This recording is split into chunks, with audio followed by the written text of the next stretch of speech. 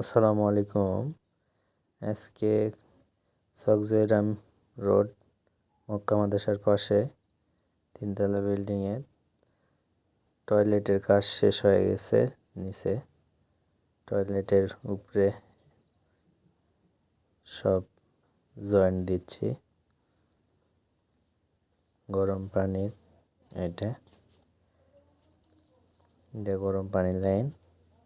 এটা এখানে দুইটা টয়লেট আছে, আর সঙ্গে এটা যেটার উপরে ফিটিং করতেছি এটা হলো কমন টয়লেট। আর পাশেই আরেকটা অ্যাটাচ টয়লেট আছে, আর সঙ্গে আছে কিচেন। একসঙ্গেই গরম পানি সব দুই টয়লেটে দিচ্ছি, কিচেন রুমে দিচ্ছি গরম পানি। এটা পুরোটা গরম পানির লাইন।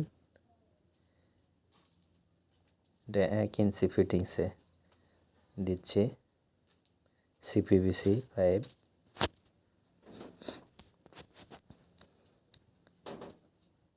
সিপিভিসি উন্নত মানের ফিটিংস, আয়রন ধরে না, হিটেও সমস্যা হবে না, খুবই ভালো। এটা ডাইরেক্ট লাইনের মানে সাবমার্সেবল লাইন, 1 ইঞ্চির ফিটিংস। এটা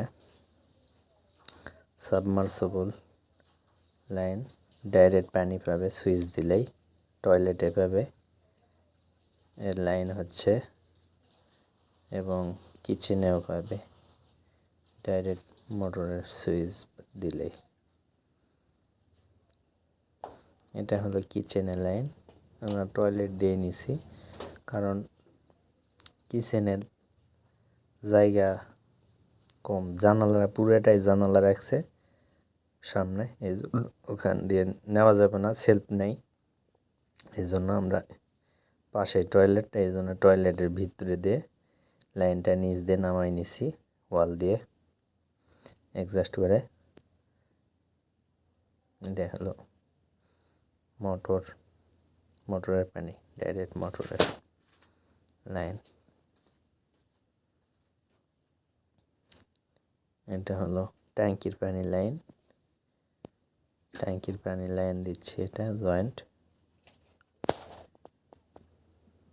এটা ট্যাঙ্কি 1 ইঞ্চি নামানো আছে, 1 ইঞ্চি থেকে আবার শোয়া করতেছি।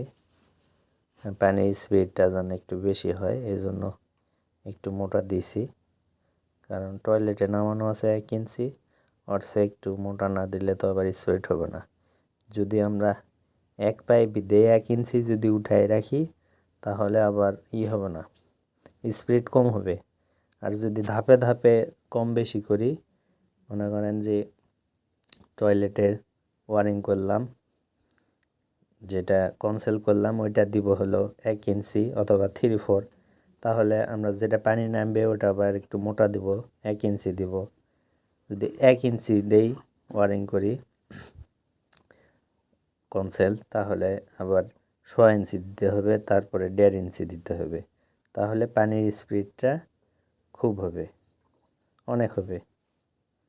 এখানে বল ভাল্ব দিয়ে দিছি ফল ছাদে, কারণ কোনো ট্যাপ টুপ যদি নষ্ট হয় এখানে উঠে করতে পারবে।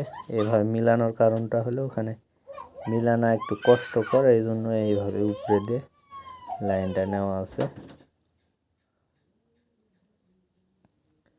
মানে যেভাবে মিলবে ওভাবে মিলাই দিছি, কিন্তু পর্যাপ্ত পরিমাণে জায়গা রাখছি মাঝখানে ফাঁকা, অনেক কিছু রাখতে পারবে বিল্ডিংওয়ালা, অনেক কিছু রাখতে পারবে।